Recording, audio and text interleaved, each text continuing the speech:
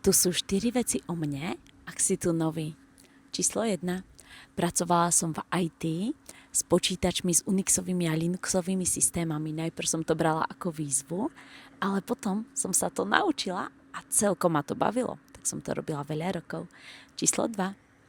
Som veľmi kreatívna, maľovala som a kreslila veľa rokov.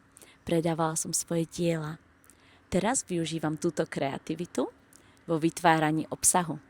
Číslo 3.